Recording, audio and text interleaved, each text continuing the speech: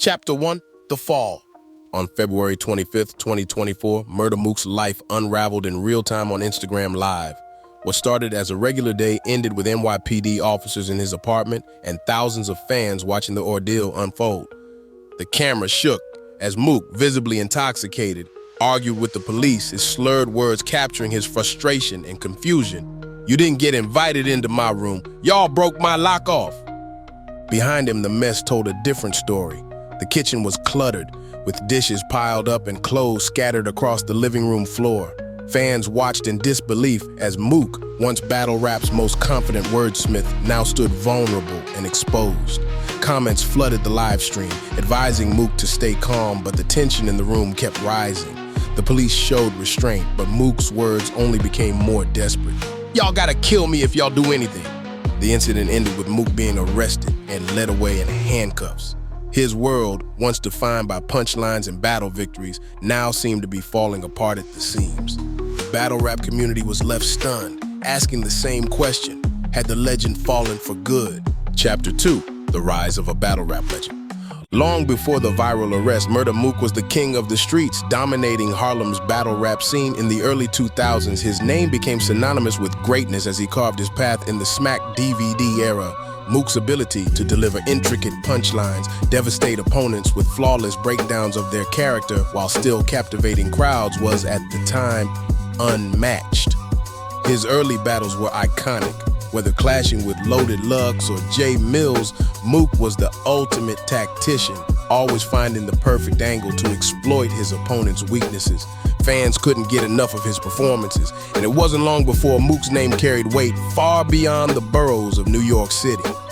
Chapter 3, The King of Smack. With Smack DVDs becoming a cultural phenomenon, Mook's reign grew even larger. Each of his battles was a main event, and fans waited with anticipation to see what he would do next. His battles became legendary, filled with complex rhyme schemes and street-smart wisdom that resonated with listeners. During this era, Mook was battle rap's undisputed king.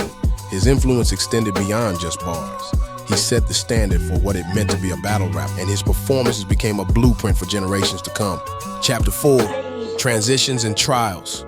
As battle rap evolved from DVDs to major stage events, Mook adapted, but not without challenges. New stars emerged, and the culture shifted. Mook, trying to maintain his legendary status, found himself battling not just his opponents, but also his personal demons. The loss of his mother weighed heavily on him, and Mook turned to alcohol and substances to cope with the pain. Chapter 5, Rock Bottom and Redemption. After his publicized arrest, Mook hit rock bottom. Unable to return home and facing domestic violence charges, he was forced to confront the consequences of his actions. His career was on the line, and more importantly, so was his life. It was then, in a moment of clarity, that Mook made a decision that would alter his path forever. He sought help. With the support of close friends and family, Mook entered a rehabilitation program. The journey wasn't easy, but it was necessary. Through therapy, self-reflection, and reconnecting with his faith, Mook began to heal. Each step forward was a battle of its own, but this time it wasn't against another rapper, it was against his past. Chapter 6, A New Mook Emerges. Sobriety gave Mook something he hadn't had in years: clarity. For the first time, he could see how much his choices had affected his life. Days that once blurred together were now filled with purpose. The battle wasn't just about staying clean, it was about reclaiming the man he used to be. Fans saw a renewed energy in Mook, a hunger that mirrored the young battler who had once dominated the Smack DVD era. Chapter 7, The Road to Redemption. The rivalry between Murda Mook and Hitman Holla had been brewing for years. Hitman, who once called himself the Murda Mook of St. Louis, was the superstar, the one who sold out venues with Nick Cannon and brought showmanship to every battle. Mook, however, was the technician, the one who disassembled opponents bar by bar with surgical precision. Their war of words on social media set the stage for an epic clash. Hitman promised fireworks, while Mook vowed to expose every flaw in his opponent. "You may sell tickets, but I expose the truth," Mook declared. The community was divided. Who would prevail, the showman or the truth teller? Fans were certain this battle was next in line. The anticipation built with each exchange, and it seemed like only a matter of time before these two titans would face off on the biggest stage. But as the hype continued to grow, the situation behind the scenes took a sharp, unexpected turn. Chapter 8, The Shift in Battle Plans. The much anticipated showdown between Murda Mook and Hitman Holla, two of battle rap's biggest names, was suddenly off the table. Despite the buzz and the growing demand from fans, the battle never got booked. And while the public was left in the dark, those close to the situation knew exactly what had happened. Hitman's longtime rival, Verb, had thrown a wrench in the works. It wasn't sabotage by design, but the deep-rooted tension between the two St. Louis legends made the battle impossible to arrange. Verb's rivalry with Hitman ran too deep, spilling over into everything surrounding this matchup. The animosity between them, long brewing in the heart of St. Louis, derailed what was supposed to be one of the most anticipated battles in recent history. The fallout was real, and fans were left wondering if Mook versus Hitman would ever see the light of day, but for now, the answer was no. The battle was off the board. Chapter 9, Arsonal Steps Up. As the Hitman battle slipped away, a new challenge emerged.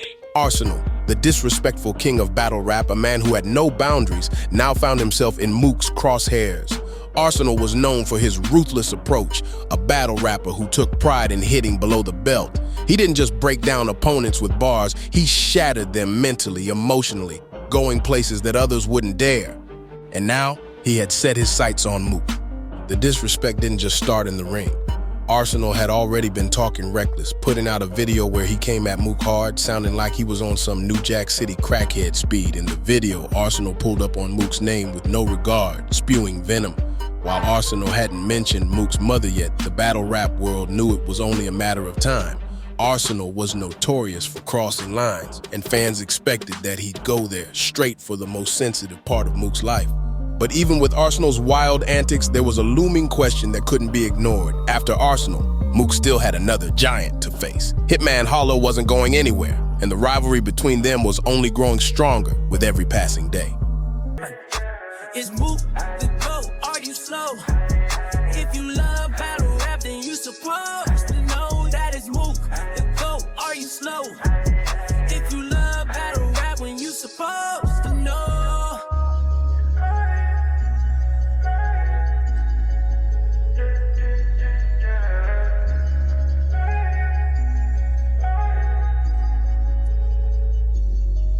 He can break down anybody that's ever been alive.